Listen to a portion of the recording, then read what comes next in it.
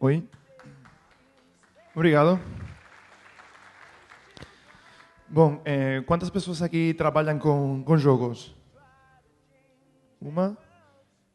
Três? Alguma mais? O resto trabalham em comunicação? Ou trabalham em TI? Comunicação? Marketing?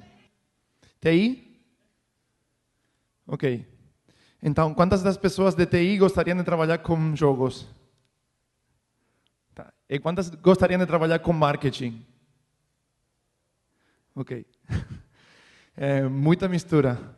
Bom, meu trabalho é basicamente usar as ferramentas de comunicação das mídias sociais, os eventos, em geral. A mesma coisa que faríamos com uma app, mas meu trabalho é focado nos jogos. Tentar que em torno a um jogo se cria um interesse que vai crescendo ou vai se mantendo, dependendo do momento da vida do jogo, da vida do desenvolvedor.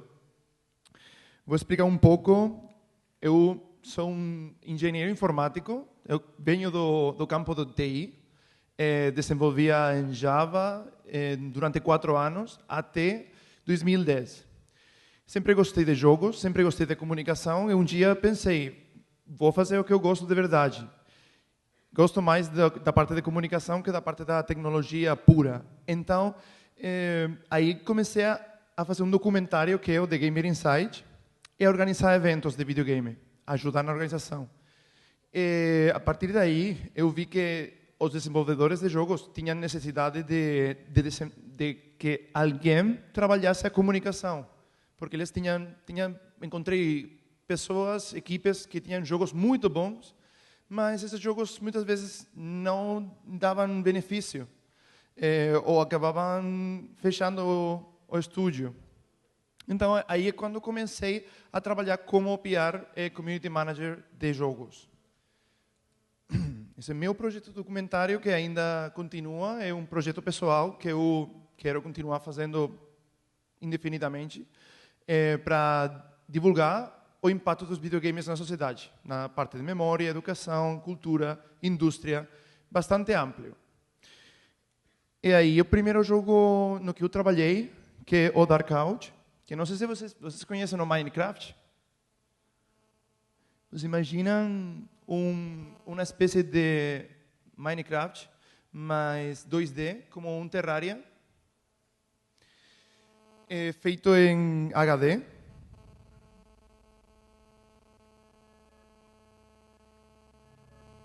Não temos som agora. Sim.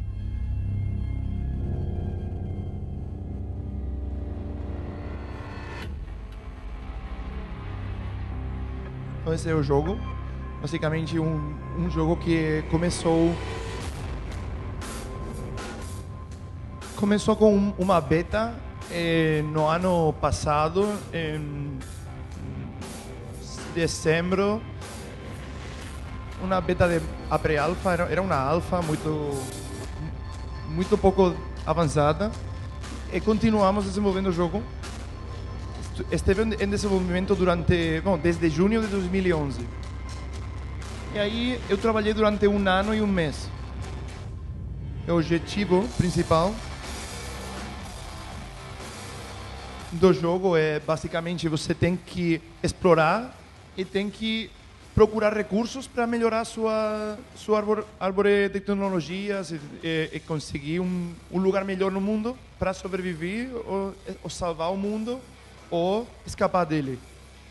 Bom, esse jogo, a verdade é que eu acho que o modelo de comunicação desse jogo é bastante complexo, porque foi realmente o que me fez aprender a maioria de coisas que eu conheço agora de comunicação. Toda a parte de contato com imprensa, youtubers, pessoal jogadores nos fóruns do jogo. O jogo era constantemente uma evolução. Eu estava em contato com os desenvolvedores, eles avançavam o jogo, e o que eu fazia era comunicar à comunidade, por uma parte, as notícias dos desenvolvedores e, por outra parte, o feedback dos jogadores para os desenvolvedores. Bom, esse jogo agora já chegou no Steam. Bom, outra coisa que depois falarei mais do Darkout. Outra coisa que eu também fiz é levar jogos para eventos.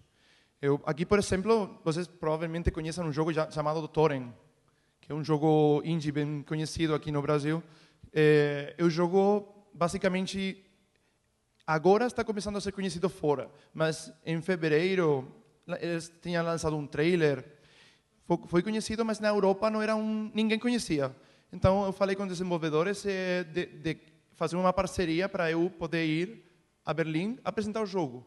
E aí, consegui que pessoas do jurado de um festival independente me deram feedback sobre o jogo. E esse feedback eu gravei em vídeo e enviei para os desenvolvedores aqui em Porto Alegre. A verdade é que isso é uma parte muito, muito, muito legal e muitas vezes muito complicada de fazer, porque às vezes os desenvolvedores estão mais atentos na parte só de programação, só de se concentrar no que é o jogo, não pensam no feedback. Muitas vezes eu tenho que chegar no seguinte deadline, no seguinte milestone. Muitas vezes precisam de alguém que filtre o feedback. Depois eu trabalhei num jogo mobile, que é o Hope, que é um jogo assim um pouco diferente, um jogo gratuito para iOS e Google Play, no qual você joga como uma princesa que espera ser resgatada. É completamente o inverso dos jogos normais, que você é um príncipe ou um Mario que tem que ir procurando a princesa. Basicamente, é um jogo de esperar e sofrer. Não é um jogo, é um antijogo. Essa parte foi muito legal, porque aí você vê como a imprensa muitas vezes tem um prejuízo contra os jogos em si. Os jogos, para mim, são ferramentas de comunicação. Não são simplesmente uma ferramenta para que você se sinta bem. São para comunicar uma coisa, para comunicar algo. Você quer comunicar um sentimento. E esse é o jogo que estou trabalhando agora, o Nilumbra, que é um jogo que foi lançado no ano passado para iOS. Aqui vou mostrar o trailer.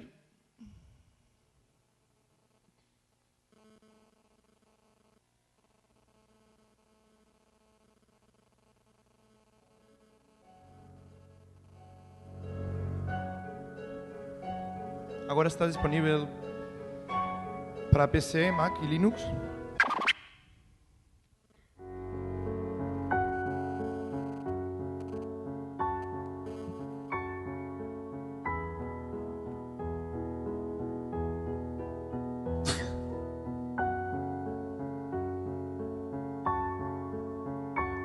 Basicamente, o jogo tem influência do jogo. You have no memories. Everything is new to your eyes.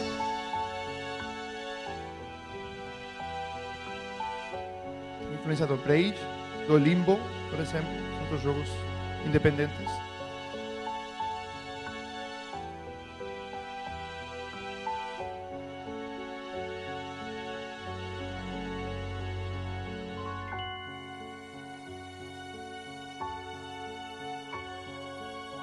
Você vai pintando o cenário com diferentes cores. Cada cor tem uma propriedade.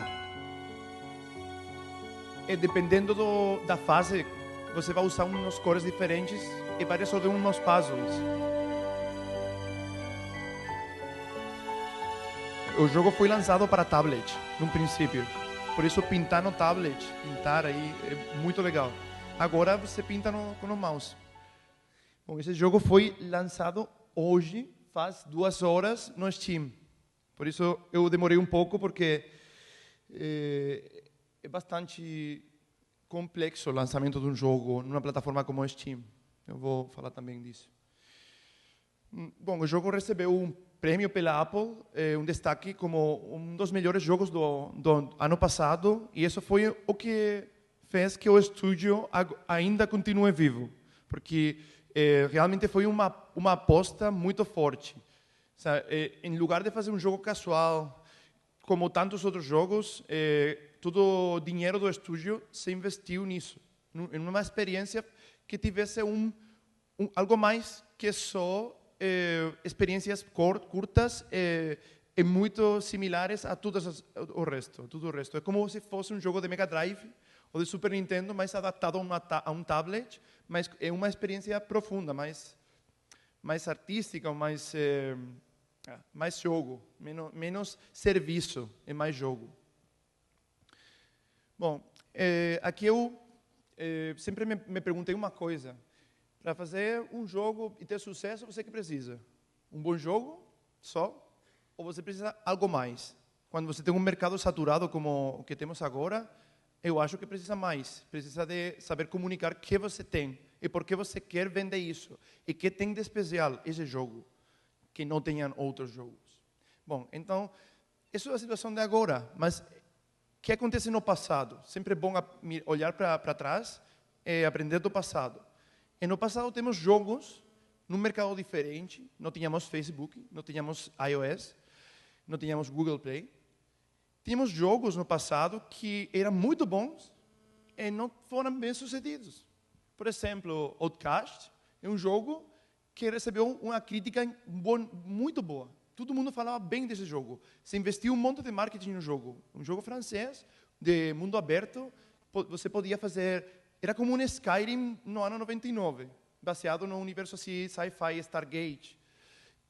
O jogo tinha coisas que outros jogos...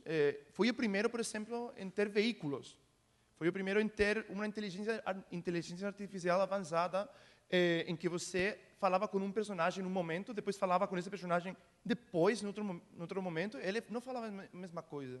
Ele era como mais avançado nesse aspecto. Graficamente era incrível também. Shenmue também é outro jogo que é muito bom. Shenmue 1, Shenmue 2. O jogo foi bem sucedido também, vendeu. Foi um dos 6 jogos mais vendidos que superaram 1 milhão de cópias da Dreamcast. Mas, tristemente, Sega não fez um Shenmue 3 porque o investimento do jogo não foi suficiente. O dinheiro que recuperaram do jogo não foi suficiente para recuperar o dinheiro investido. Então, é tão grande, muitas vezes, esse dinheiro que precisa para fazer um jogo que não dá. Outro caso, o Aiko e o Muramasa. São 2 jogos lançados para plataformas bem populares, como o Wii, o PlayStation 2, mas esses jogos foram lançados com umas poucas milhas de unidades. 10.000 unidades na Espanha, por exemplo, do Muramasa. Não tinha uma grande publicidade. E agora, depois, porque as pessoas falam, e quando eles são populares. Outros jogos, por exemplo, agora não estão mais, porque acontece o contrário. Eles foram muito bem sucedidos, mas as publishers não respeitaram o ritmo do mercado. Tem jogos como, por exemplo, Guitar Hero, Medal of Honor, que você tem um monte de diferentes lançamentos em um tempo muito curto. Acho que Guitar Hero tem mais de 20 jogos em uns 2 anos. Então, isso mostra que as publishers estão esgotando os jogos que funcionam, até o ponto de que as pessoas ficam enjoadas. Não por isso os jogos são ruins, mas não tem que repetir tanto. Né? E quando aparece um jogo original, como o Mirror's Edge, o que acontece? Que é muito diferente. Tem outros jogos como Dragon Age ou Dead Space, que foram lançados também nessa época, no Natal de 2009. Tristemente, o jogo não vende tudo o que se espera. Agora, o jogo, depois de 3, 4 anos, o jogo vendeu mais de 3 milhões. Mas a previsão era de vender isso em 6 meses. Uma coisa muito complicada. É um mercado muito difícil de prever. É um mercado que é muito complexo. E as publishers, que são as empresas que têm o dinheiro, os milhões para investir, não se arriscam facilmente. Outro jogo é o Beyond Good and Evil, que também é um jogo que, quando foi lançado, se você vê o Metacritic desse jogo, as reviews desse jogo, são todas de 85 ou mais, 80 ou mais. Esse jogo não destacava em nada especial. Por isso também é uma mostra de que não é suficiente com que um jogo seja divertido, não é suficiente com marketing. É o momento também quando você vai lançar o jogo. O momento com quem está você competindo na loja. Por exemplo, outro caso de jogo bom, mas que tristemente, parece que não vamos ter mais, é jogos de estratégia de Halo. Por quê? Porque Halo é uma franquia de FPS, não de estratégia. Esse jogo, se você tem aí a gráfica, o jogo menos vendido é Halo Wars, mas é 1 milhão. É o jogo mais vendido da 360 de estratégia. Então, por isso o jogo foi um fracasso? Não, simplesmente é que a franquia tem um valor. Esse valor não merece a pena utilizar essa franquia porque não é suficiente. Então, por isso muitas vezes, no caso de Halo, por isso muitas vezes os caras da empresa, agora onde está Bungie? Fazendo outro jogo, que acho que é Destiny. Por quê? Porque chega um ponto que você lançou 5 vezes uma entrega de Halo e você já não quer ver mais Halo. E você vê desde dentro que não é viável. Então, eles acabam indo embora, como os fundadores da BioWare, quando lançaram Mass Effect 3. Eles saíram, eles se retiraram, eles já não trabalham mais em games. E imagina o legal que tivesse sido que um investidor, a EA, por exemplo, criasse outro jogo desses caras e falasse, esse jogo é dos criadores da BioWare. Esse jogo ia ser um sucesso. Outro jogo que também é outro caso muito interessante é o L.A. Noire. 8 anos de desenvolvimento. Isso é muito, cara. 8 anos desenvolvendo um jogo. O que acontece quando tem um desenvolvimento de tanto tempo? Que você tem que coordenar não somente técnica, sino também arte e pessoas. Coordenar um estúdio de pessoas durante 8 anos é um inferno. E não somente pelo estúdio em si, porque também você tem que falar com o cara que tem o dinheiro. E tem que falar, não, desculpe, mas agora não posso entregar aquilo que você me pediu. Preciso de 3 meses mais. Ah, mas depois, 3 meses mais. Por quê? Porque um jogo é uma coisa muito complexa. Você tem que criar o jogo, tem que testar o jogo, porque não vai lançar um jogo inacabado. Então, por isso, esse estúdio faliu.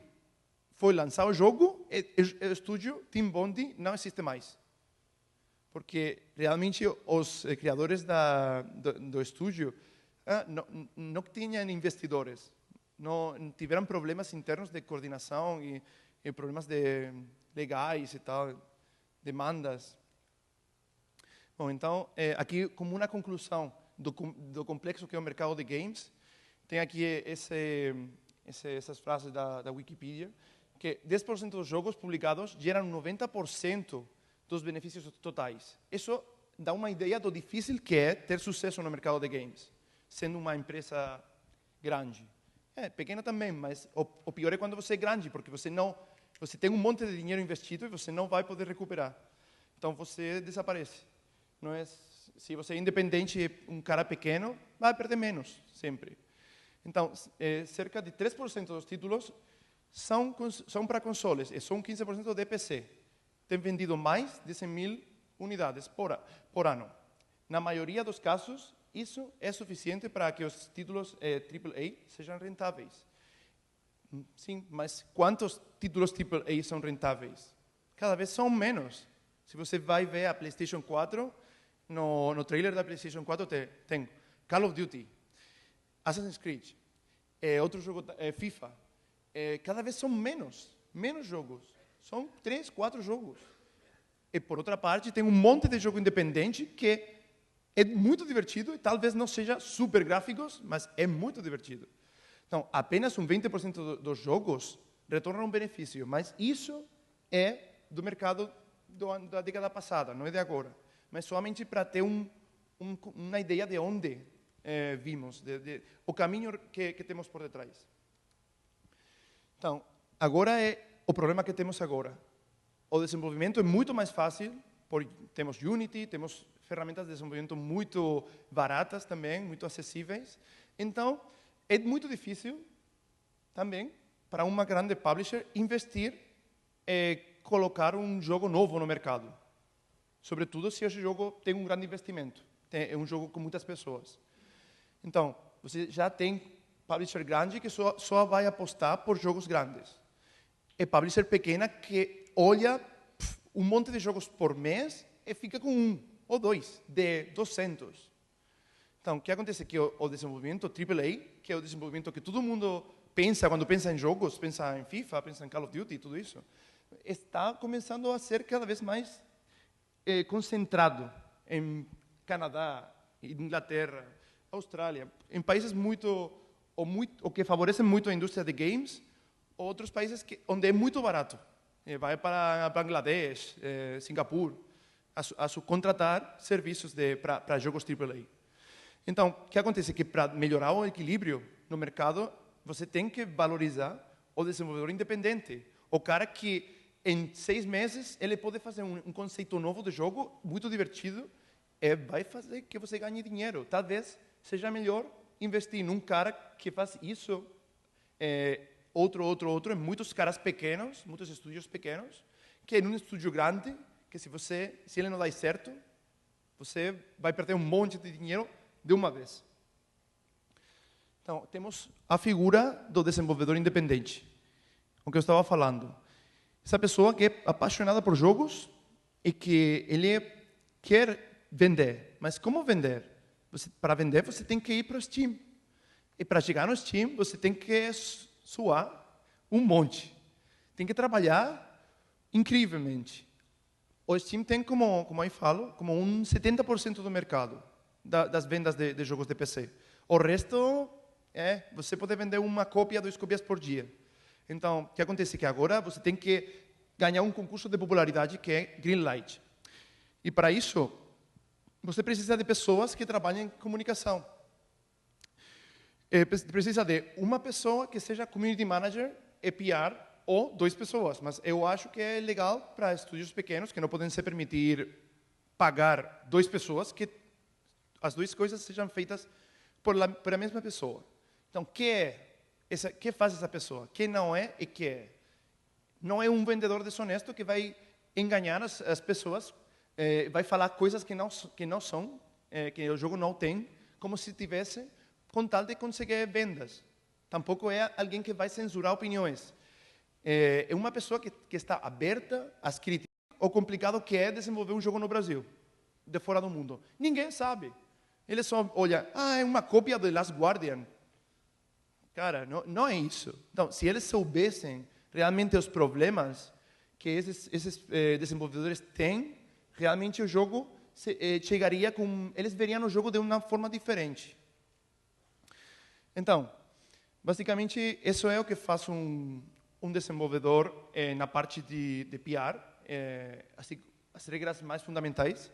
No caso do Darkout, como falei antes, o Darkout é um jogo em permanente evolução. É um jogo que agora tem um sistema de pesquisa melhorado, agora tem uma penalização quando você vai morrer. Então, mas a base do jogo é esse jogo daí, que é o Terraria, que é um jogo parecido com Minecraft, mas em 2D, em gráficos pixel art. O criador do jogo pensou, vou fazer esse jogo vendeu 3 milhões de cópias. Se eu faço um jogo com melhores gráficos, eu faço um jogo mais profundo, mais adulto, vou vender mais que esse jogo. Mas isso não dá certo. Não é suficiente. Porque esse jogo, o Darkout, tinha modelos 3D. É um jogo bem mais complexo. Também ele se arriscou. Pensou, vou criar uma protagonista feminina. Mas o que acontece? Que esse tipo de jogo é jogado mais por homens que por mulheres. E nós tivemos um monte de críticas de pessoas. Eu não me identifico com uma menina, porque não tem um menino, tal. Então, é o que acontece. É triste, mas é assim. Tinha pessoas da indústria de jogos AAA. Tínhamos um artista que trabalhou em jogos que não posso falar, mas são jogos que muito bons e muito conhecidos. Então, isso misturado com caras que trabalhavam, era seu primeiro emprego. Como não tínhamos dinheiro, tudo era uma promessa. Então, promessas incumpridas. Por quê? Por exemplo, esse chefe é o único chefe que ia ter um jogo. Começamos a prometer ao chefe como em março. O chefe deveria de ter estado no jogo em maio, junho, e ainda não saiu. Então, são coisas que, ao final, vão complicando o jogo. Jogo independente é melhor fazer um jogo pequeno é ir pouco a pouco. O jogo, por exemplo, não tínhamos um game designer. E isso é um problema. Ao final, o jogo fica um pouco estranho, porque todas as mudanças estão fazendo a comunidade. A comunidade você precisa de ouvir a comunidade quando está desenvolvendo o seu jogo, mas precisa de um cara que seja um game designer que diga, isso vai entrar no jogo. Isso não, porque se eu deixo entrar isso, então isso vai fazer conflito com aquilo. Então o jogo não vai ser divertido. Então isso é outro problema que acontece. Outra parte muito interessante do jogo foi que os jogadores começaram a participar enviando suas bases, seus prédios, aí faziam como eles queriam de fazer. Então, isso criava um canal de comunicação, um feedback muito interessante entre os desenvolvedores e a comunidade. Eles entravam no fórum do jogo e faziam sugestões de que gostavam, que não gostavam, e fazíamos competições de criar, por exemplo, a imagem mais legal do jogo, o momento mais emotivo do jogo, mais bonito, mais o que você encontrou por aí numa cova, que você acha que merece a pena ser lembrado. Então, ao final, as pessoas ficam um pouco esperando de você. Se você não dá o que você está prometendo, eles ficam, no final, se vão. Eles não voltam mais para o seu site, não jogam mais o jogo, não falam mais no Facebook e não comentam mais no YouTube. O que aconteceu nesse jogo foi que, como não tinha recursos, o jogo era muito grande, a comunidade está esperando constantemente o chefe, o multiplayer, um monte de coisa. Mas isso não chega. Então, em lugar de lançar essas melhoras que a comunidade está pedindo, não, vamos lançar luzes de colores, porque é o que podemos fazer. Então, essa é uma mostra de não faça um jogo muito ambicioso, porque quando não tem meios para fazer esse jogo, é melhor ir pouco a pouco prometendo o que você pode fazer. Porque, sim, todo mundo fala, é que eu sou desenvolvedor independente. Sim, mas, cara, você é uma pessoa, eu tenho que confiar em você e você tem meu dinheiro. Porque agora mesmo você compra o jogo incompleto. Compra o jogo pensando em que algum dia você vai ter o jogo completo. Mas isso tem que chegar, tem que chegar algum dia. Então, isso é um fator muito importante e eu tinha que trabalhar aí, comunicar isso. Bom, aqui já eu falei de um caso particular. Esse é um caso um pouco mais geral do que eu concebo como o que é a comunicação num videogame. Você tem, por uma parte, a equipe de desenvolvimento, é o primeiro passo para mim, conhecer as pessoas com as que você trabalha, por que estão fazendo o que estão fazendo, e como manter essa equipe unida, porque muitas vezes o artista está com a arte, o programador com a programação, e o designer com o design. Então, não falam entre eles, ou tem problemas, ou qualquer coisa. Precisam de um cara novo, precisamos de um cara de arte. Você tem que procurar também, tem que ajudar em qualquer coisa. Então, a partir disso, daí, quando você já conhece as pessoas com as que trabalha, você vai comunicar a sua motivação, a motivação do estúdio. Vai criar uma identidade para eles. E isso vai ter que manter vivo e evoluindo junto com a comunidade durante o tempo que vai durar o lançamento, o jogo, a campanha do jogo, e quando o jogo já foi lançado, você tem que ainda criar expectativa para o próximo jogo. É sempre tentar ouvir o que as pessoas falam e dar uma resposta. Então, outra coisa muito importante é a imprensa. A imprensa que pode ser um site, pode ser um cara do YouTube, um youtuber, ou pode ser qualquer pessoa, inclusive um cara que tem um estúdio de games e tem já uma comunidade criada, e você vai falar com ele: oi, eu tenho um jogo que tem um público muito parecido com o seu. Vamos fazer uma competição, ou um concurso, ou uma promoção cruzada entre o seu jogo e o meu. E isso é muito interessante também, porque aí ele vai ajudar para você com a promoção e você vai ajudar ele também. Bom, então aqui vou brevemente a descrever as funções de um Community Manager. Basicamente, monitorar e filtrar informações relevantes das mídias sociais, criar o diálogo, que eu já falei, ouvir o jogador, ser honesto. Você não pode apagar um comentário do Facebook, porque sim. Somente se esse comentário não tem sentido. Mas se esse comentário tem sentido, realmente é uma crítica com fundamento, você tem que responder e tem que aceitar que as pessoas criticam seu trabalho para poder melhorar. E muitas vezes essas pessoas acabam sendo os seus advogados, porque você está ouvindo eles. Então, a partir daí, você também pode fazer concursos, streamings, promoções, bastante coisa. As ferramentas que eu uso são o blog, os fóruns, streaming também. Fazemos o típico, atualizamos as páginas nas lojas. Também nos perfis das mídias sociais. Eu acho que como se tivesse uma app, bem parecido, mas como você vê, as ferramentas lá em cima estão mais focadas a um suporte contínuo. A partir daí, as funções do PR, que basicamente procurar as pessoas que gostariam de falar do seu jogo, resolver os problemas que eles tenham e desenvolver estratégias para que essas pessoas continuem divulgando o jogo, empolgadas com ele, promoções com outros estúdios, sites de jogos, isso também falei. E aqui a parte de campanhas que você pode fazer é o crowdfunding. Você pode precisar de dinheiro ou não, ou você pode já ter o jogo quase pronto e vai fazer um crowdfunding para conseguir pre-orders do jogo e conseguir a atenção da imprensa. Isso também é muito comum.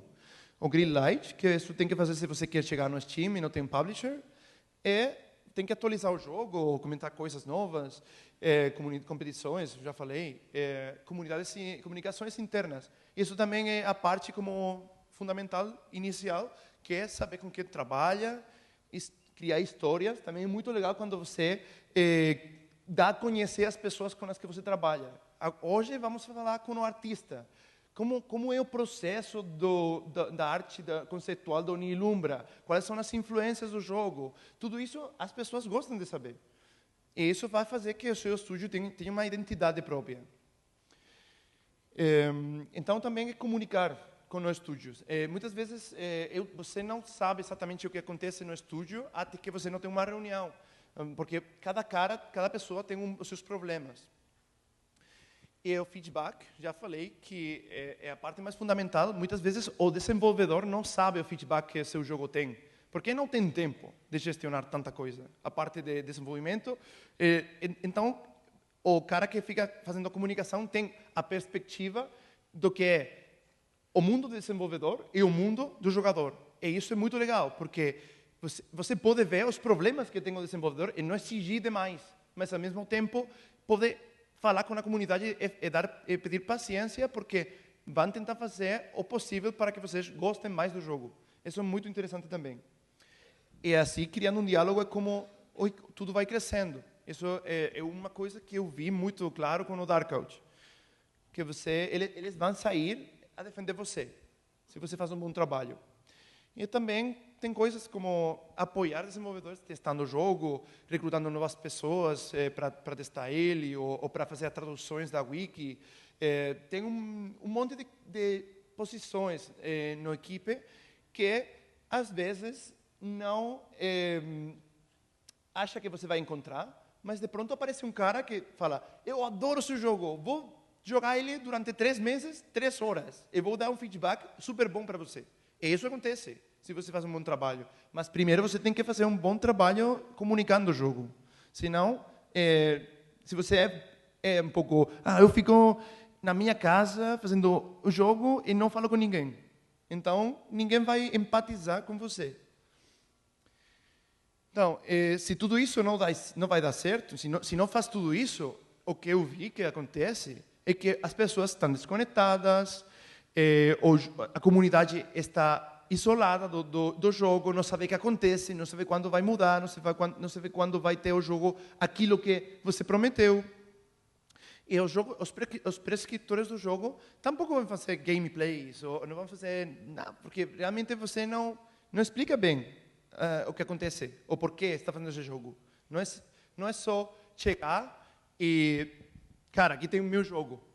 Gosta ou não gosta? Não, as pessoas querem saber quem está detrás do jogo, por quê, quando vão lançar essa versão do jogo, que problemas tiveram. Cada vez os jogadores têm um papel mais ativo dentro do que é o desenvolvimento de jogos.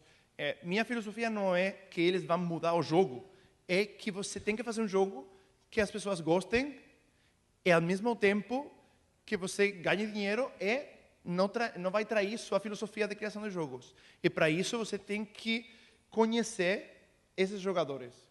E, ao final, é como na vida. Você tem os seus amigos, os amigos que realmente gostam de você, vão permanecer com você.